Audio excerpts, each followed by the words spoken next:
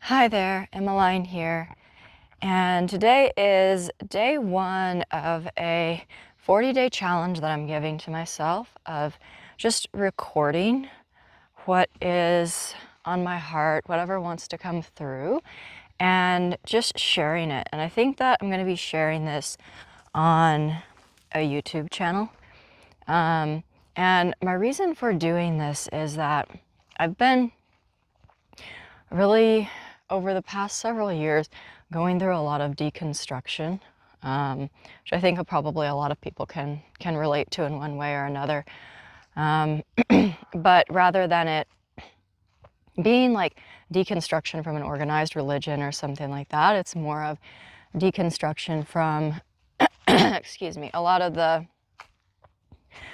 of societal programming, a lot of parental, familial programming around how we should be in the world and what's valuable and what's not valuable. And, there's been, like my life has just massively, massively shifted in so many different ways. But what I'm finding is that there are still, there are still ways that I'm masking, especially in the way that I show up publicly and I speak to people about myself. I speak to people about the work that I do in the world now. There's still a lot of concern around how it's going to be, how it's going to be interpreted, how it's going to be received. And so for me, this is a way to really just start putting out what I want to communicate from my heart, what's coming through, and just put it out there because it may be resonant for other people and what they're going through. And it may encourage others to do the same, to really start sharing from an authentic place. Because I think that is, more than anything, that is what we're missing in the world, is people feeling safe to be authentic, to really be themselves. For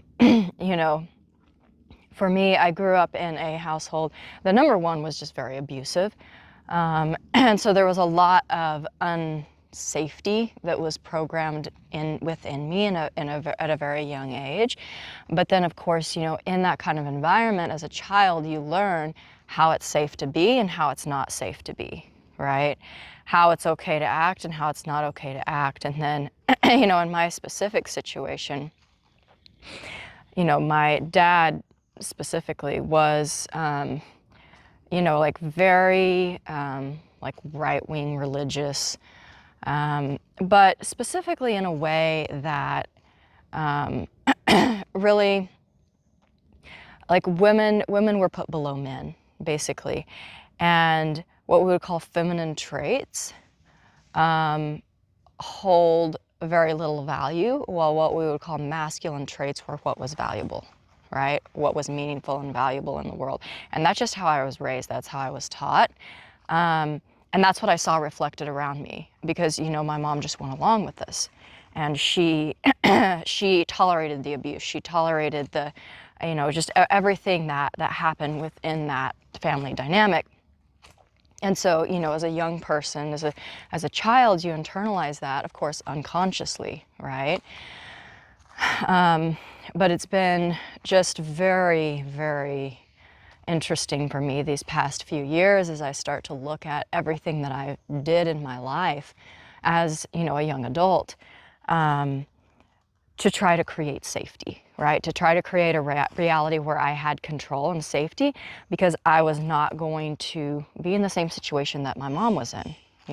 I was not going to live like that.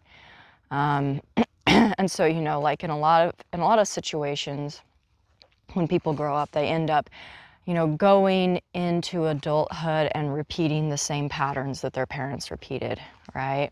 Like in a very obvious kind of way. And for me, it's like I went the opposite way of like, I'm not going to live like this. I'm not going to be like this. But what I did, was, basically try to create a reality based on what I had been told was valuable. And so what did I do? I went to college and Went to college on a track and cross country scholarship. I was very successful in my running. I was very successful with, my grades and the, school. And I knew that I wanted to go into science. I knew that I wanted to get a graduate degree. Sorry about all the throat clearing. I think my voice is doing a thing here. But yeah, so I knew I wanted to go to graduate school, and so after I finished up college, I went and worked in lab for a year and went to graduate school because I knew that I wanted to study genetics specifically. Like I was, from the time that I really realized what science was, which I was actually homeschooled for until I was 15. And so I really didn't know what science was until I started going to public school. And, at the age of 15, I actually started learning about science. And I was like, wow, this is amazing. How do I not know about this? I must know everything. And so, I went that route. And, it's interesting because I went into it because that was what was in my heart, right? I was actually very passionate about science, very passionate about learning, very passionate about research and just understanding what is, right? Like the nature of what is, the nature of this reality that we live in on a very grounded level, right? But, as you get older and your ego really starts to take form and take shape, what happened was that I really built an identity around this, around being a scientist, right? Being in that world. And of course, that is something that becomes easy to do because it's something that is highly looked upon in the external world, right? Like not everybody, but most people, most of society has respect for people who are scientists. They have respect for doctors. They have respect for researchers. They have respect for people who pursue higher education, and who work in these roles that require that discipline and dedication of higher education. And definitely, there's something to that, right? But I didn't really realize how much I had built my identity around that that external validation, basically, until I got to the point where I just realized this is not my long-term path, and that was after I'd already graduated from graduate school and I had been, working in. I found out in graduate school that academic research was not what I thought it was. And it's really not so much about understanding the nature of what is so much as it is about politics and just creating stories that fit in with all of the narratives that already exist in a lot of ways, but I won't get into that. Anyway, academic research, big oof, no, absolutely not. And so I didn't really know what I was going to do after I graduated, because when I went into graduate school, I was like, yeah, I'm going to be a professor. I'm going to do research. That's awesome. I get paid to research, right? I get paid to do science. Yeah, no, not really so good. Too much politics for me. And so when I got out of graduate school, I actually came to California and started working here more in the realm of really early stage venture capital and company creation. So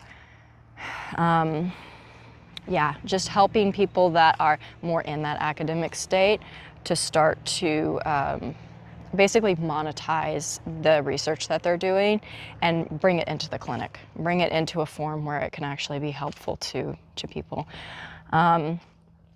So, I did that for several years here, after I graduated and moved to California. And, there was a lot of that was really good, but then there was a lot of it that I just wasn't super into, that I just wasn't really passionate about, because I saw also, just like I saw in graduate school, I saw that the systems and structures in place for bringing inventions, bringing treatments, medications into the market, it's not based on what's actually going to be the most helpful for people. It's based on what makes money. And it was like through all of this, through the like 6 years of graduate school and 4 years of venture capital work, it's like, it was like this 10 years of just like understanding how the systems and structures in the world that we currently live in, how those systems and structures work. And, during that time, it's just like I just began to feel more and more and more and more and more out of alignment with that. Because it's, there's systems and structures that they're all focused around money, but then our financial system is built in such a way that it's built on an extractive model. We're literally extracting resources from the earth and extracting energy and life force and creative energy from people and from the earth, and then creating artificial realities with that, basically, is what we're doing. And that's basically how like our financial system is set up. It's how our system of value is set up, right? And so like I really like was in that, and was experiencing that every day, and was experiencing the effects of that on my body every day. And of course, at that time, I did not really realize how sensitive I am, like how sensitive as a person I am, like just energetically. Because again, growing up like I grew up, you had to be tough, and you had to be able to manage your emotions and mask and like just, not show what you're feeling, right? And not show that you have any weakness. And so it was, that was like a pretty rough 10 years for me. I'm still recovering from it. How many years later, right? But I learned a lot. I learned a lot about the systems and structures that exist in the world that now I see as that world is on its way out. And I do feel that part of my role here in this lifetime on this earth is to build new systems and structures that are actually aligned with who and what we are as humans on this earth, as part of this earth. Because the systems and structures that we've been living in, our financial systems, our educational systems, our governmental systems, it's like they're based on this mind flaw that the collective carries, that we're separate from the earth, that we're not a part of this existence, that we're somehow from somewhere else, and that we don't belong here in the same way that everything else belongs here. And when we create systems and structures from that place, it's from a place of disconnection. And then you have systems and structures that are disconnected from this physical reality, that are disconnected from what is harmonious here. And harmonious in physicality, sustainable in physicality. If you look at our world, if you look at the planet, if you look at the earth, this is a regenerative system. And it is an eternal life system. Everything that comes into being, into life on this earth, eventually, yes, it passes away, but it feeds new life. It feeds new life. And that is just the way that the system is set up. It is completely regenerative. And so as beings here on this planet, it's like we are that. And as souls, we have so much to learn about about being regenerative in physicality from this earth. And it already exists, right? It's not like we have to create something that doesn't exist. It's here. We just have to attune ourselves to it and then begin building structures and systems that humans use, right? Because we do operate differently than most other organisms here on the planet. But we just have to build those structures and systems in a way that is informed by and aligned with the natural intelligence and wisdom of this physical reality. And yeah, that's what I'm really passionate about. And that's what I am, yeah, I'm learning how to do in a lot of ways. And, you know, really at this point seeking other people who also know that this is what they're here to do and are, you know, dedicating their lives to that. Because it's, yeah, it's a lot. I mean, it is actually a lot to be some of the first people that just walk away from the structures and systems that have been sustaining us without knowing how really we're going to be sustained, right? Trusting that we will be, but not knowing how that it's going to happen. You know, that it takes some courage.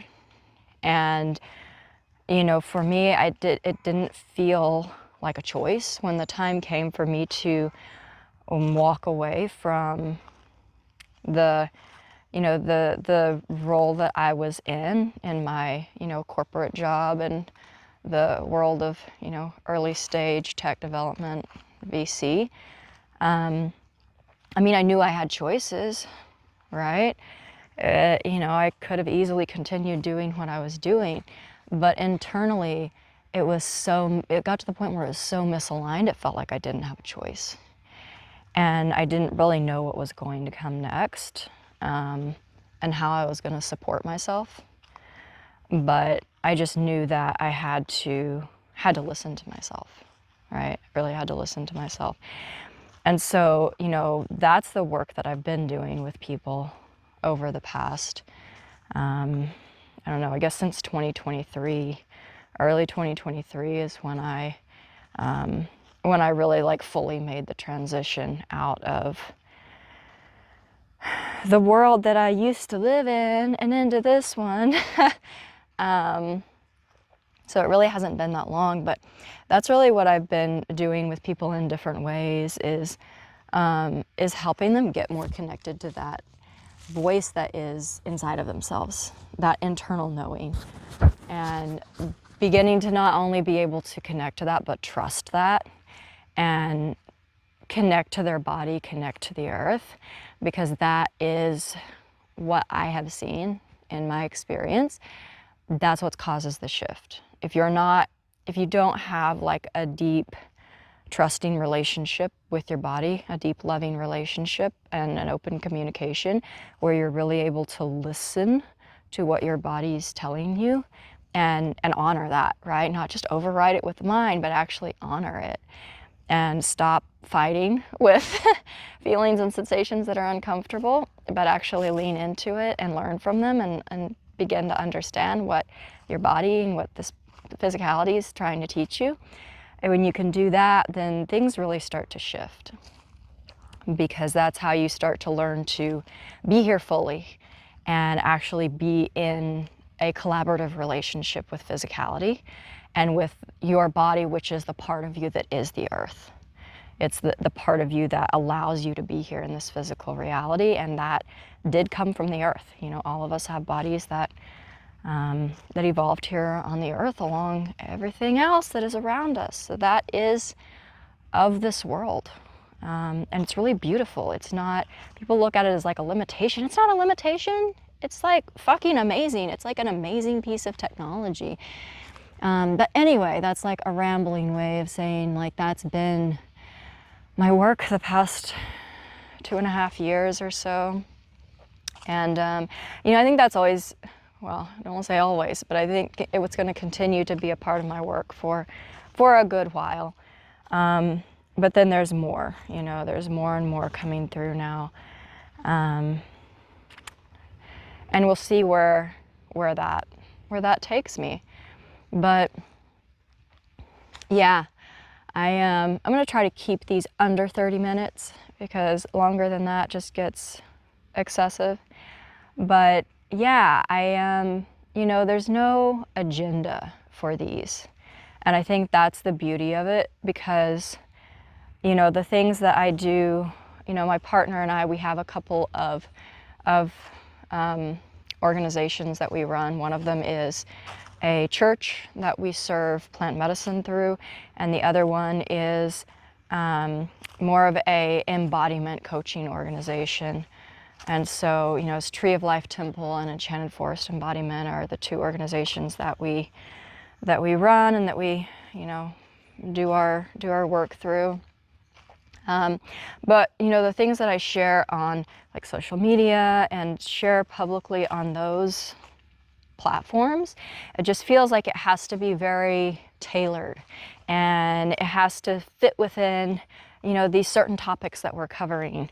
And it just feels very limiting. It feels very cramped. It almost feels like, I don't want to say it feels like another prison, because I am getting to share about the things that I care about, but it's not something where I can just get on and record a 20-minute video and post it, right? I mean, I can, but it's not just me.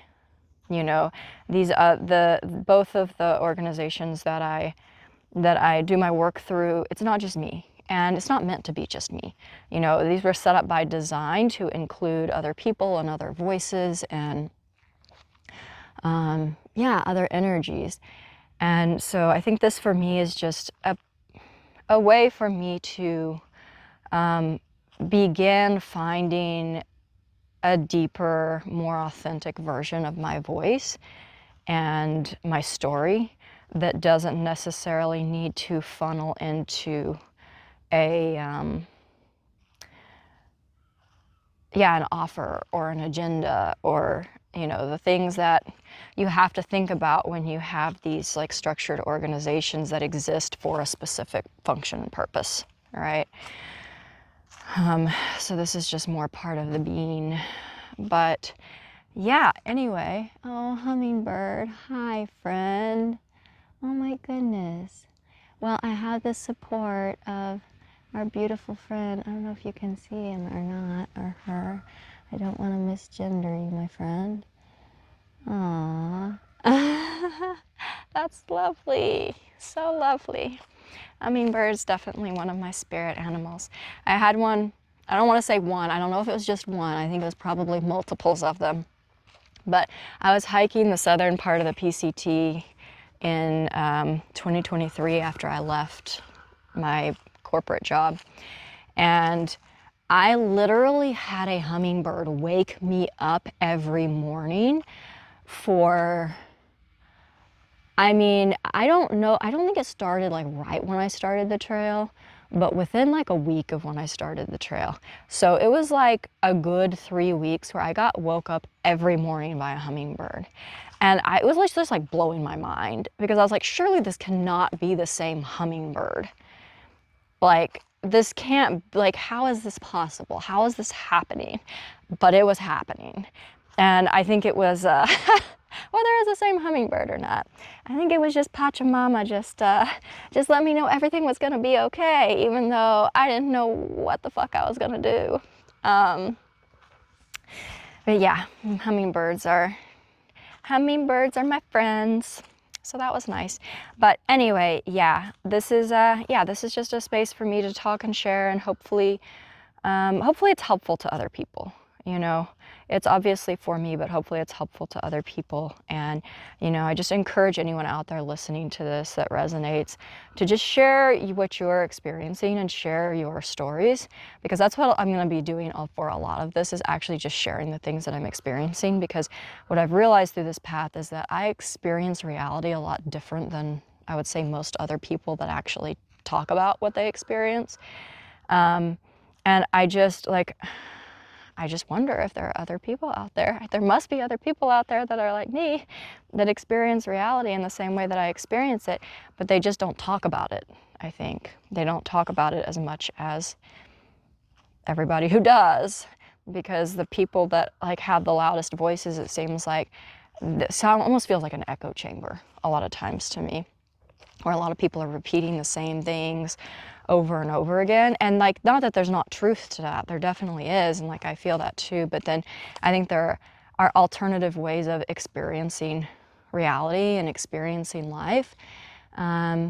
And I think that a lot of people have a lot of things to share that are really important in this time and in this transition that we're going through.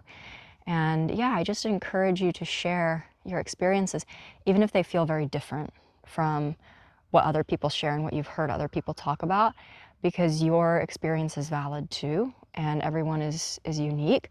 But then it's also helpful for other people out there who might be having the same experience you're having, and they're like, oh my gosh, I'm a freak, nobody else is like me, because I don't think that's true. I don't think that's true at all. But anyway, that's all I've got for today. Have a beautiful day. Bye bye.